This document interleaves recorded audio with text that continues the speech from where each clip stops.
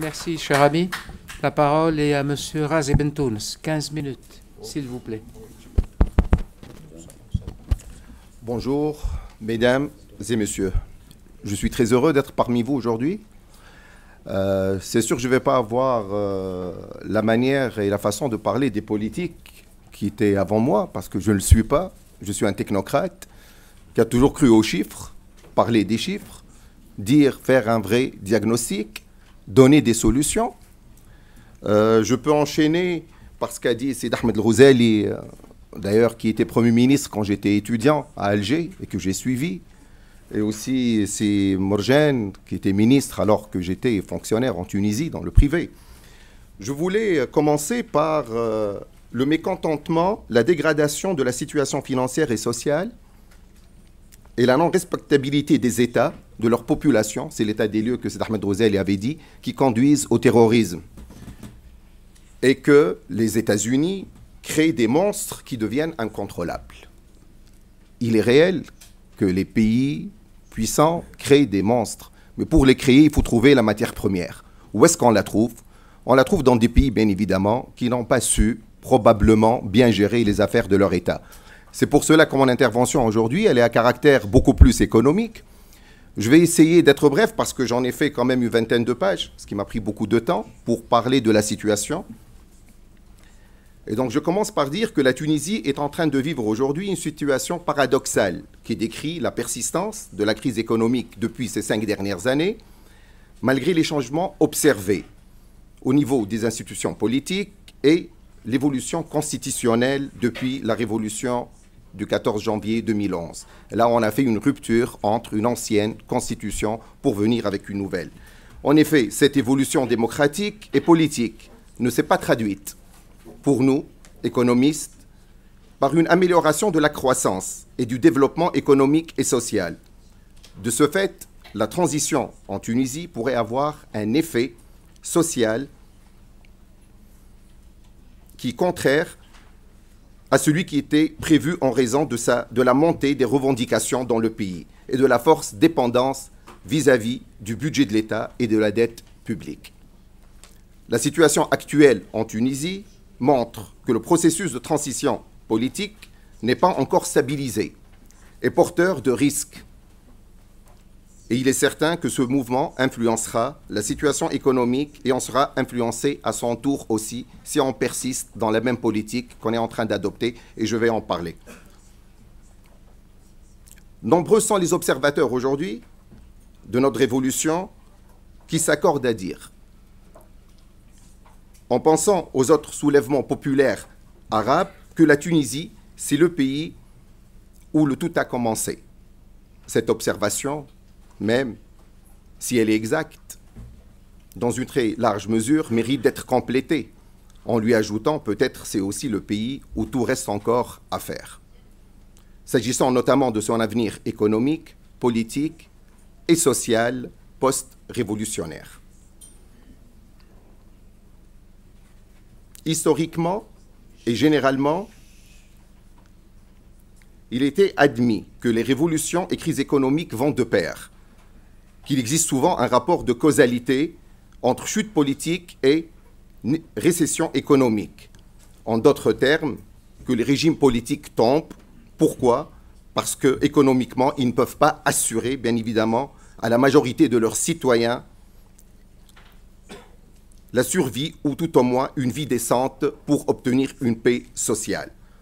Pour ne pas prendre que ces deux exemples, célèbres par leur brutalité et leur symbolique idéologique, parce qu'on n'a pas vécu en Tunisie une brutalité de cette révolution, je prends l'exemple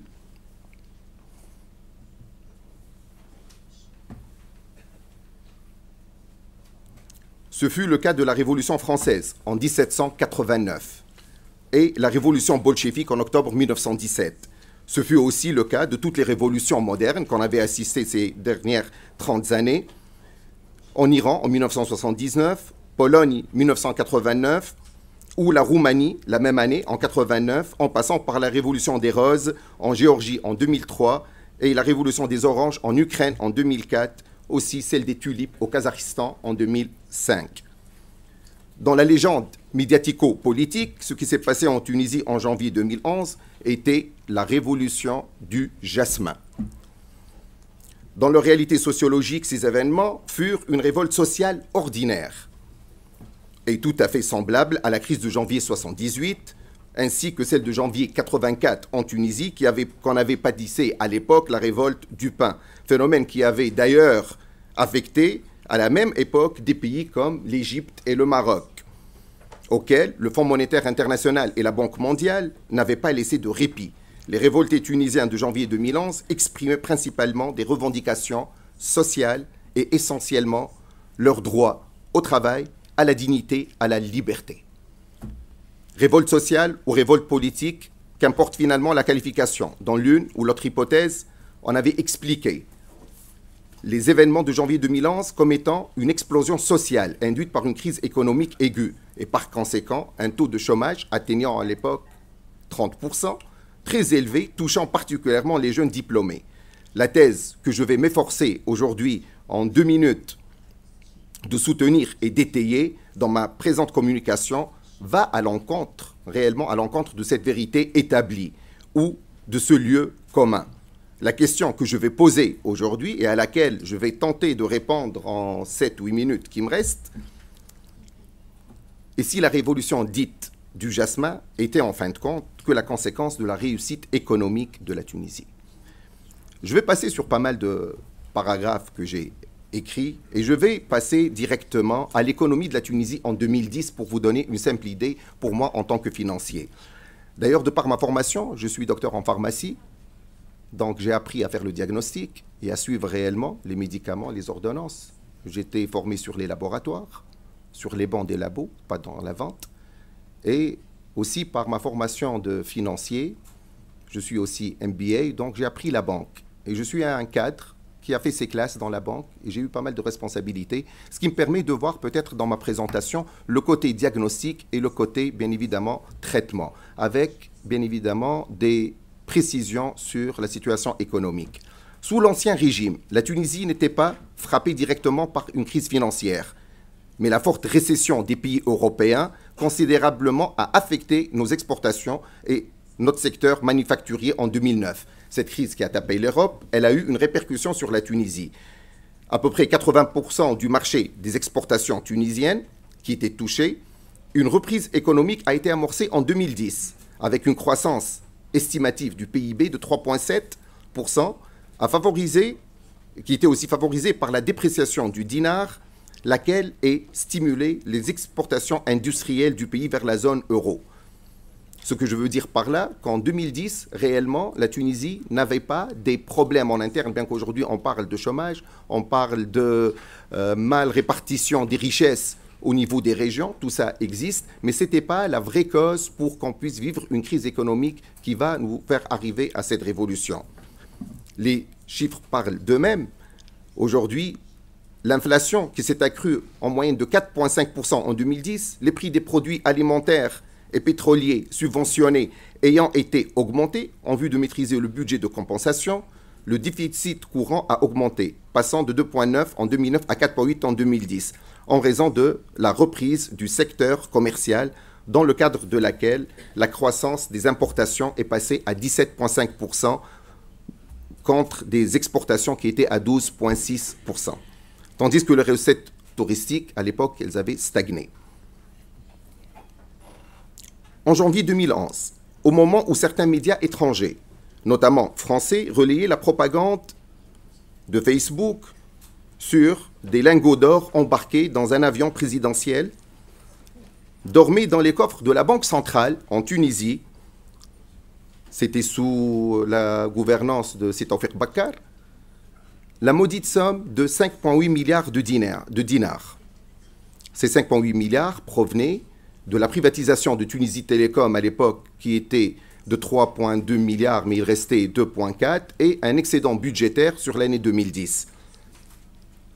Il y avait aussi des recettes fiscales de 13 milliards de dinars convertibles et une ligne de crédit qui était déjà accordée à la Tunisie qui était de l'ordre de 10 milliards, ce qui faisait à l'époque un total de 28,5 milliards de dinars, à peu près 14 milliards de dollars qui étaient dans les comptes en 2011. Une somme colossale qui a disparu dans les 3 années après 2011, dans la corruption, dans les salaires et les avantages des élus de l'Assemblée constituante, sans oublier, bien évidemment, la politique de l'ancien président Si Marzouki et, bien évidemment, certains trafics qui étaient notés d'ailleurs par la Commission dernièrement au niveau de l'ISI et autres. Il ne faut pas oublier que les finances publiques étaient frappées par une augmentation de charges qui étaient dotées à la création de postes d'emploi dans le secteur public. À l'époque où Silbej avait pris le poste de Premier ministre le 28 février 2011, on avait, juste 2 jours après, engagé 20 000 Tunisiens dans le secteur public pour arriver à des chiffres qui étaient, lors de la Troïka aussi, on est arrivé à 117 000 recrues dans ce qu'on appelle le Hadaïr, en Mel el-Hadaïr, qui étaient les chantiers. Tout ça a coûté à l'État la maudite somme de 6 milliards de dinars en augmentation pour des postes. Quand on voit ce qui se passe aujourd'hui à Phosphate Gafsa en Tunisie, on a créé 7 500 postes d'emploi, nouveaux postes d'emploi pour une nouvelle fonction qui s'appelle la lutte pour planter des arbres, pour faire de travail dans la forêt et d'autres. Le projet n'est pas venu, les gens sont payés et on voit bien que cette perte en argent qui est en train de donner, le projet n'a même pas vu le jour jusqu'à aujourd'hui. Alors que le budget de l'État, il est passé aussi de 18 milliards de dinars en 2010 à 27 milliards de dinars en 2014. Ce qui a alimenté une grande partie de l'endettement public supplémentaire sans que cela entraîne une amélioration du niveau de vie du citoyen, de part que le budget de l'État, qui était réservé à l'investissement, il était passé en 2010 de 25% à 18% en 2014. Au début du mois de février 2015, le Centre des études économiques et sociales, en collaboration avec l'Université de Tunis, publiait une enquête sociologique alarmante. Le nombre de pauvres a augmenté de 30%. Ces pauvres, d'où est-ce qu'ils viennent? Ils viennent de la classe moyenne. Donc il y a eu un glissement au niveau des classes. Ces 4 dernières années en Tunisie, où la crise économique a touché la classe moyenne, faisant apparaître le phénomène de nouveaux pauvres. Cette étude, qui a concerné 5 300 ménages choisis dans différentes régions tunisiennes, indiquait que les nouveaux pauvres représentent 30% de l'effectif global.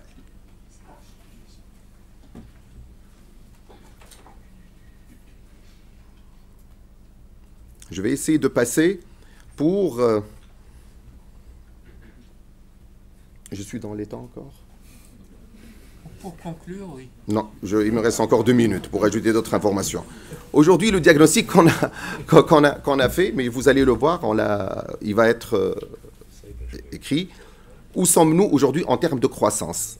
Le pays, il vit beaucoup de problèmes en termes de croissance. En termes d'emploi, nous vivons des problèmes. On est passé de 300 000 chômeurs en 2010 à 900 000 chômeurs aujourd'hui. En inflation, l'inflation aujourd'hui, elle est entre 5 et 6,2% et elle n'est pas encore maîtrisée. En termes d'exportation, les exportations ont chuté à cause du terrorisme, à cause de l'instabilité dans le pays. En termes d'investissement, de 2011 à 2015, les investissements étrangers directs, ce qu'on appelle les IDE, ils ont baissé de 14% par rapport à 2010. En termes de finances publiques, on voit bien que les rémunérations publiques ont explosé. Ils passent de 6,8 milliards en 2010, pratiquement aujourd'hui à 10 milliards de dinars. Les dépenses en investissement sont restées stationnaires. Nous avons un double déficit. Tout d'abord, le PIB qui passe de 11% en 2010 à 16% en 2015. Ce déficit, il se conjugue avec une baisse des recettes touristiques. Vous savez, l'affaire du Bardo et de Sousse, elles ont marqué le tourisme tunisien au point aujourd'hui où le secteur il est réellement sinistré. Un endettement public prononcé, l'accroissement des dépenses de l'État et le creusement du déficit budgétaire. On a résulté pour conséquence un gonflement de la dette publique qui atteint aujourd'hui 48,8% du PIB, fin 2014, contre 40,3% en 2010, soit une dérive de plus de 46%. Une dépréciation du dinar, il est à 2,3 € aujourd'hui. En 2010, il était à 1,89. Une mobilisation de financement extérieur de plus en plus difficile. Je vais passer à la conclusion directement. Le malaise social était bien réel en Tunisie. mais on a exagéré l'ampleur et altéré les véritables causes, contrairement à tout ce qui a été dit par propagande, par ignorance ou par suivisme. Ce n'était pas tout à fait une révolte de la pauvreté et de la misère économique, mais de la prospérité et de la croissance. Il est vrai que la richesse est mal répartie entre les différentes classes sociales et les régions géographiques. L'économie de la Tunisie se portait nettement mieux que les économies des pays membres de l'Union européenne tels que l'Espagne, l'Italie et le Portugal, Chypre aussi, et certainement la Grèce, un État en faillite malgré 3 plans de sauvetage à coût de millions d'euros. L'État tunisien n'était pas en faillite en 2010. Bien au contraire, c'est maintenant qu'il est au bord de la faillite avec un endettement qui s'est multiplié par 7, une croissance en berne, près de 900 000 chômeurs. Les secteurs de tourisme, de l'industrie, longtemps considérés comme les piliers de l'économie tunisienne, sont au bord d'une agonie. Au moins de 2 ans, la Tunisie a perdu 50 années de leader de dur labeur. Lorsque la Tunisie faisait appel à l'FMI en 1987, la Grèce était encore considérée comme un pays dont la position extérieure était solide. En juillet 2010, le FMI a exclu la Grèce de la catégorie des pays à balance de paiement solide, des pays auxquels le FMI peut faire appel pour participer à des financements de programmes au profit d'autres pays. Les dirigeants de l'FMI en 2010 avaient remplacé la Grèce par la Tunisie. En quelques mois après, le FMI a demandé à la Banque centrale de la Tunisie de participer au financement d'un prêt que cette institution allait accorder à l'Ukraine. Tout cela pour vous dire qu'en économie, rien n'est définitivement acquis et que si la Tunisie ne fait pas attention au dérapage de ses équilibres, surtout extérieurs, cela peut mener rapidement à des situations proches du cas grec dont les Européens commencent à désespérer. En fait, n'eût été de la maîtrise des équilibres en 2010, avec une dette extérieure ne dépassant pas 37% du PNB, une dette publique de 40% du produit intérieur brut, un déficit budgétaire de 1% du produit intérieur brut, des réserves en devises de 13 milliards de dinars, soit l'équivalent de 5 mois d'importation, en plus des disponibilités financières de 5,8 milliards de dinars que j'avais précité avant, et de la disposition du budget, n'eût été tous ces atouts, la Tunisie aurait pu être dans une situation encore plus grave qu'elle ne l'est aujourd'hui. La question, si nos amis de 2011 n'avaient pas trouvé les 28,5 milliards de dinars, la question, qu'est-ce qu'on aurait fait? Où est-ce qu'elle aurait été, la Tunisie? Pour qu'on parle aujourd'hui de terrorisme, de ces couches défavorisées, c'est un problème d'ordre social, de manque d'argent. Aujourd'hui, il faudrait d'abord impérativement adopter une stratégie pour sortir de la crise. Nous, les technocrates, on n'est pas politique. On dit ce qu'on pense, on ne peut pas le dire d'une manière contournée, mais on peut le dire directement. Ça peut peut-être un peu frustrer certains, mais il faut le faire. Cette stratégie pour remédier au déficit commercial, maîtriser le taux d'inflation et rééquilibrer les comptes de l'État. Nous sommes dans une situation critique. Il nous faut donc des sacrifices, car nous n'avons pas le choix. Ces sacrifices exigent du courage. Le courage de dire franchement au peuple les choses telles qu'elles sont. Le courage de rappeler à l'ordre l'UGTT, l'Union centrale syndicale, par ses grèves anarchiques et injustifiées et par son intervention directe dans le domaine de gestion du gouvernement, empêchant la reprise de la croissance et le retour de l'investissement local étranger. Le courage d'identifier les vrais responsables qui sont derrière tous les actes terroristes depuis 2010. Je dis bien depuis 2010. Et la mise en place d'un plan de lutte antiterroriste qui sera adopté surtout par les partis politiques majoritaires dans le pays. Le courage d'identifier les réseaux de contrebande, de marchés parallèles et de fuites fiscales, les sources de financement des associations et des partis politiques. Le courage de dire aux vainqueurs des élections d'assumer leurs responsabilités et d'appliquer sur le terrain toutes les promesses qui étaient données lors de leur campagne. Merci.